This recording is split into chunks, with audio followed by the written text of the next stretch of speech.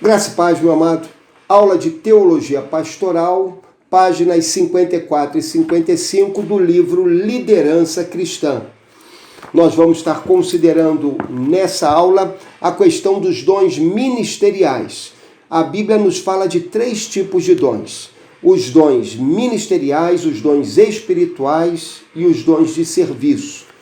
Na categoria de dons de serviço, nós encontramos dons como administração, socorro, aconselhamento, conservação, liderança, que são dons que são dados para os membros da igreja, para que a igreja possa executar bem as suas atividades conforme inspiradas por Deus. Nós encontramos também os dons espirituais, que são aqueles dons que Deus concede à igreja para que ela execute a sua missão neste mundo. E os dons ministeriais são aqueles dons dados para os membros da igreja, alguns membros da igreja, para que eles estejam governando a igreja, para que eles estejam conduzindo a igreja, liderando-a nos caminhos de Deus, liderando-a na realização da vontade de Deus. Esses dons ministeriais, eles são destacados no livro de Efésios, no capítulo 4, verso 11, que diz assim: e ele mesmo deu uns para apóstolos, e outros para profetas, e outros para evangelistas, e outros para pastores e doutores. Então é importante que a gente lembre disso. Cristo deu dons à igreja. E alguns dos dons que Cristo deu à igreja foram homens, líderes, que ele capacitou, que ele separou e que ele concedeu à igreja para que eles habilitem a igreja para a realização do ministério da igreja. É preciso que nós lembremos disso. Os dons ministeriais falam de presentes dados por Cristo à igreja. E esses presentes são os líderes, homens que ele separou para si, homens que ele salvou, homens que ele capacitou e homens que ele chamou e ele enviou para estarem exercendo um ministério à frente da igreja, liderando-a, conduzindo-a nos caminhos do Senhor. Esses dons ministeriais, eles são 5. Nós temos apóstolos, profetas, evangelistas, pastores e doutores, pastores e mestres. Vai depender da tradução bíblica que o irmão utilizar. Mas existe uma discussão que pensa que talvez eles sejam 4 apenas, esses dons ministeriais. Seriam, portanto, apóstolos, profetas, evangelistas, pastores e mestres. Por que isso? Porque quando o apóstolo Paulo, inclusive, dá uma descrição do caráter do obreiro, daquele que aspira o episcopado, o apóstolo Paulo diz que ele deve ser uma pessoa apta para ensinar. Portanto, ele deveria ter essa capacidade de doutrinar a igreja, deveria ser um mestre no ensino para que ele pudesse pastorear a igreja de Deus. Na nossa apostila, nós consideraremos a questão dos dons ministeriais como sendo 5. Cada um desses dons tendo a sua esfera de ação, tendo o seu momento de atuação. Alguns deles ainda permanecem e outros deles deixaram de existir. Tá?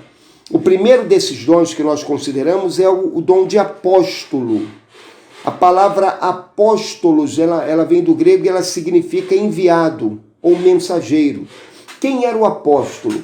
O apóstolo era um enviado, um representante de um rei ou de uma pessoa nobre de influência, e esse homem, ele falava com a autoridade daquele que o enviava. Por isso, o apostolado era uma condição tão importante no passado. Quando Jesus esteve conosco, ele separou 12 homens e ele lhes investiu da autoridade de apóstolos, para que eles realizassem a obra em seu nome, para que eles estivessem falando em seu nome e dessa maneira edificando a sua igreja. Tá? Nós devemos pensar da seguinte maneira: ainda hoje, Existem apóstolos no sentido de homens e mulheres que são enviados para cumprirem uma determinada missão diante da igreja do Senhor.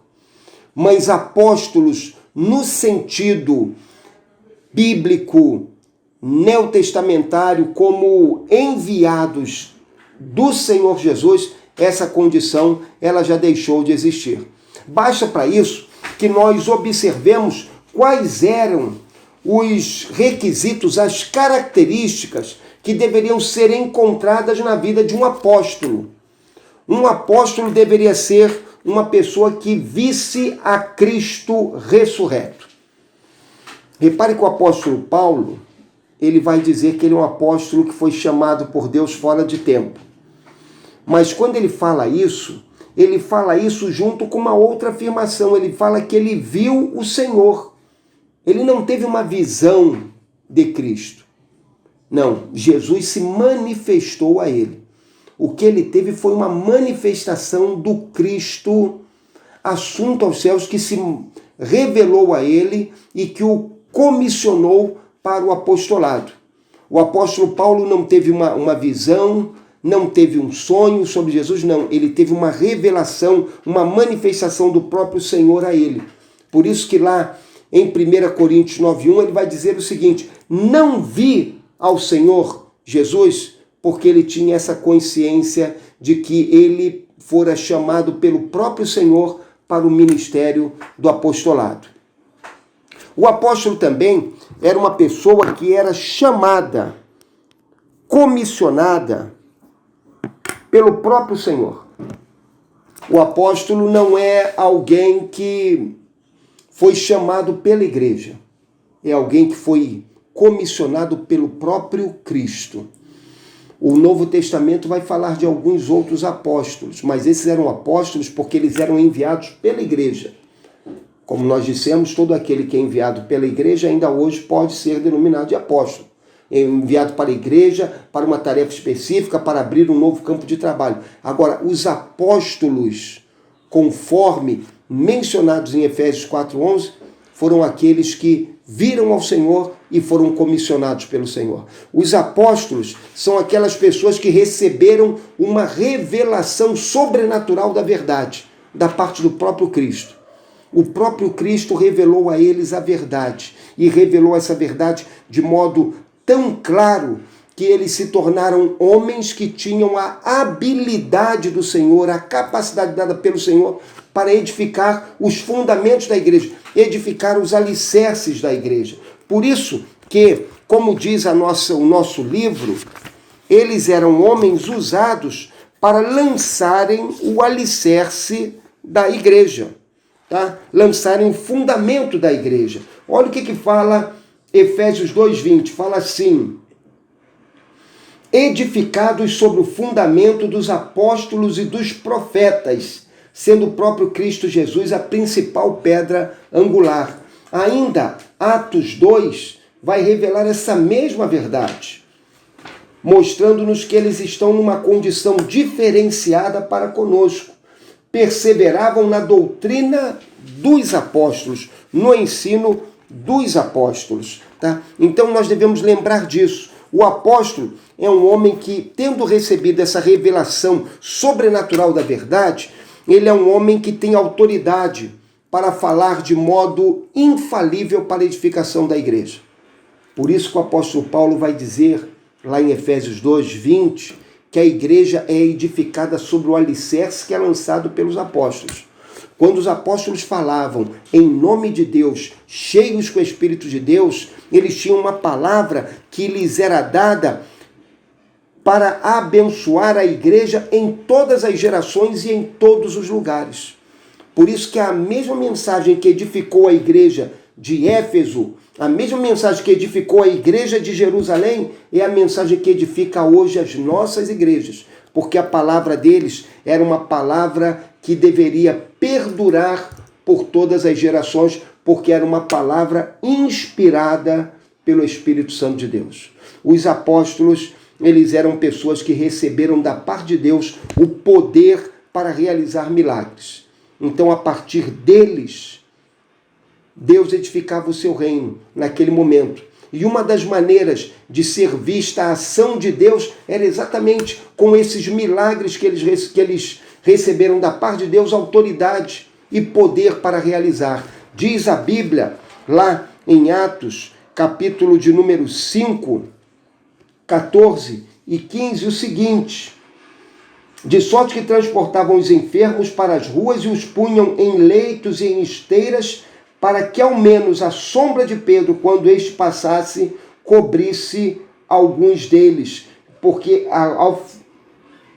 ao ocorrer isso, pessoas eram curadas, pessoas eram restauradas. O mesmo é dito lá no capítulo 19, 11 e 12, sobre Paulo.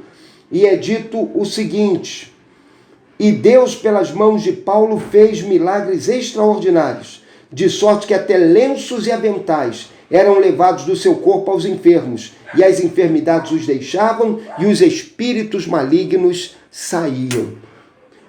Você está lembrado de Pedro e João chegando lá no templo, na hora da oração? Aquele coxo, ele olha para Pedro e Pedro diz: não tenho ouro nem prata, mas o que tenho te dou, em nome de Jesus, levanta-te e anda. Era essa autoridade de realizar feitos miraculosos que Deus concedeu àqueles que ele chamou para serem apóstolos e que manifestavam a capacitação desses homens para essa função tão nobre. Tá?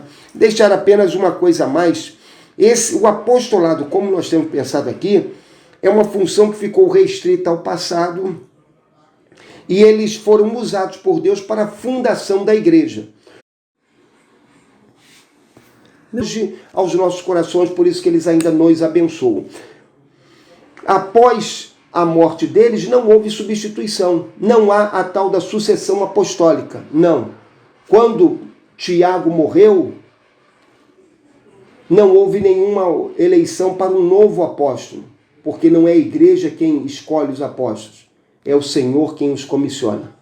De igual modo, Paulo só foi aceito no corpo dos apóstolos porque ele preencheu uma condição muito especial, tendo o privilégio de ser chamado pelo próprio Senhor e visto o próprio Senhor ressurreto. Dessa maneira, ele cumpriu os requisitos pelo próprio Senhor que os estabeleceu e tornou-se um apóstolo.